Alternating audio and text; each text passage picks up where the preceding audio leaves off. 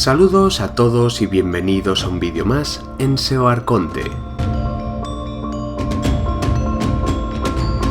Como todos los años, por agosto comienza la Semana Grande en mi ciudad, Gijón, y con ella inicia también la Feria Taurina de Begoña en la Plaza de Toros del Bibio.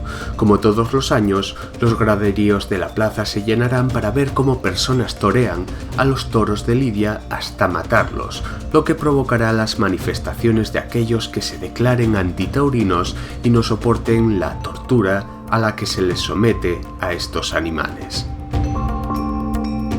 Los taurinos se defienden esgrimiendo que las corridas de toros son arte, parte de la antiquísima cultura española, y los antitaurinos solo verán cómo se maltrata de una manera atroz al toro hasta la muerte. Y lo que ocurre en Gijón ocurrirá en infinidad de ciudades y pueblos de toda España, no solo con las corridas, sino con todo tipo de encierros donde las personas se divierten viendo cómo un toro sufre y se defiende. Así que para comprender este delicado arte, para entender de dónde viene y por qué surgió, tenemos que retroceder milenios para saber qué tipo de arte es la tauromaquia.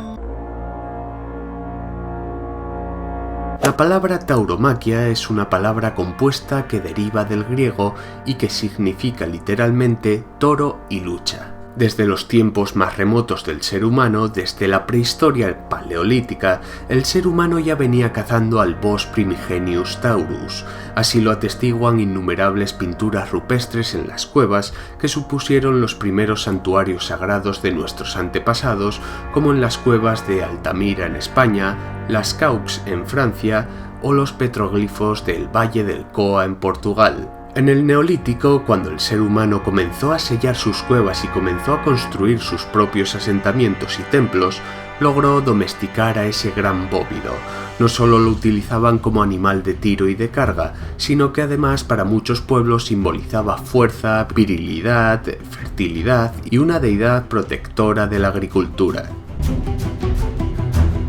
Para poneros un ejemplo, quiero detenerme en un lugar que se estima que nació hace 9000 años, y estoy seguro de que algunos de los que me estáis escuchando jamás habéis oído hablar de ella. Se trata de la primera gran urbe de la humanidad, una urbe que llegó a albergar unas 10.000 personas, a tener una extensión de casi 13 hectáreas y que era centro neurálgico de intercambio de obsidiana, mineral que se extraía de los montes Taurus. Hablo nada más y nada menos que de Catal Uyuk. Las casas que formaban esta antiquísima ciudad, Catal Uyuk, no tenían calles ni acceso a las viviendas mediante puertas. Se accedía a las mismas desde el tejado por escaleras y la vida en sociedad se realizaba en las azoteas de las casas. Y estaréis pensando, ¿qué tiene que ver esta primera ciudad de la humanidad con la tauromaquia? Pues ahora cobrará sentido. En esta protociudad existían pasadizos subterráneos entre casa y casa donde quienes los utilizaban prácticamente tenían que arrastrarse, y una de cada 10 casas era una especie de casa-templo, un santuario donde apenas entraba la luz del sol. En esas casas se podían encontrar los bucrania, que eran una especie de bancos de yeso y arcilla para sentarse que tenían forma de cabeza de toro. En las paredes también había cabezas de astados hechas de yeso con grandes cuernos. También se encontraron restos de sangre tanto de toro como de seres humanos. En esta protociudad rendían un gran culto al Uro, al Bos primigenius taurus, que extinguió el hombre de toda Europa en el siglo XVI. Aunque quizás lo más curioso de Catal Uyuk, y no tiene nada que ver con la tauromaquia en sí, pero es digno de mención, son los grabados, las pinturas rupestres que hacían en esos pequeños templos, de buitres que parecían tener cuerpo de animal, devorando cuerpos de personas sin cabeza. Es la primera evidencia gráfica del ave como transmisora del alma de las personas hacia el más allá. Además, en esta ciudad se encontraron las primeras figuras de cuerpos de hombre con cabeza de ave y cabezas de seres humanos con cuerpo de pájaro. Otro hallazgo importante era el de las figuras de la diosa madre, una mujer sedentaria sentada en el trono y custodiada por fieras, por lo que parecen ser leonas, lo que da a pensar a los arqueólogos que esta la sociedad que vivía en Cataluyuk era una sociedad completamente matriarcal.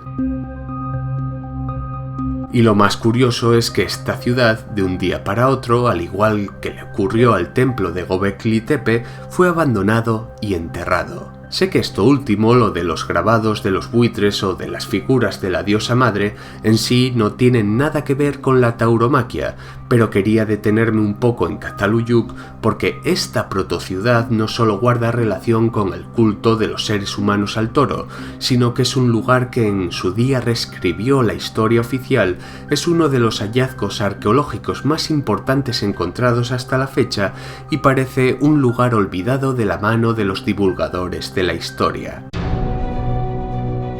Pero sigamos con lo que nos ha traído hasta aquí, la tradición de la tauromaquia a lo largo de la historia. Así que vamos a avanzar unos milenios más y pararnos en la antigua Grecia, más en concreto en el palacio de Cnosos, hace ya más de 4000 años con la representación del toro de Minos. Este es el verdadero origen de los encierros en las plazas de toros, donde los jóvenes que querían pasar de la juventud a la madurez hacían acrobacias y saltos evitando las embestidas de los toros bravos, pero que a su vez tocaban en el hocico, en los cuernos o en el lomo, para que de forma mágica la fortaleza y capacidad fecundadora pasara a los saltadores. En estos rituales participaban tanto las mujeres en más frecuencia como los hombres, y la vida del toro era entregada a la diosa madre. Pero avancemos unos milenios más a los últimos y decadentes años del Imperio Romano, donde se realizaban las llamadas veneraciones, que consistían en luchas sangrientas de unos animales contra otros o de seres humanos contra animales. El emperador Julio César introdujo los portentosos toros de Hispania en las veneraciones para que los bestiari, que eran condenados, prisioneros de guerra, desertores del ejército, esclavos o gente pobre, acabara de manera sangrienta con la vida del animal. Y aquí está la clave del vídeo del tipo de arte que se sirve hoy en día en las plazas de toros. En las llamadas veneraciones ya no se tenía ningún tipo de culto o adoración al toro. El pueblo solo adoraba y aclamaba a las personas que eran capaces de cargarse a los animales más portentosos de manera sangrienta. La única finalidad de estas celebraciones era la de entretener al pueblo, en especial a la gran masa de desocupados que no tenían trabajo y que eran mantenidos por el propio Estado romano. Mientras en los decadentes y últimos años del Imperio Romano se subían los impuestos, aumentaba la corrupción política y endurecía las condiciones de vida de los ciudadanos, estos eran entretenidos con las veneraciones, evitando así las manifestaciones, las huelgas o los conflictos por exigir mejores derechos. La clase política romana aplicaba el panem et circenses, el pan y circo. Es como si la historia se estuviera repitiendo en la actualidad, ¿verdad? Cierto es el lema que quien desconoce su historia está condenada a repetirla. Tras la caída del Imperio Romano y el culto a Mitra, donde se sacrificaban toros en los templos en honor a la deidad, con el inicio de los reinos cristianos tras la reconquista iniciada tras la supuesta batalla de Covadonga, en Asturias, se realizaron numerosas corridas de toros con la única finalidad de embrutecer al pueblo y tenerlo entretenido.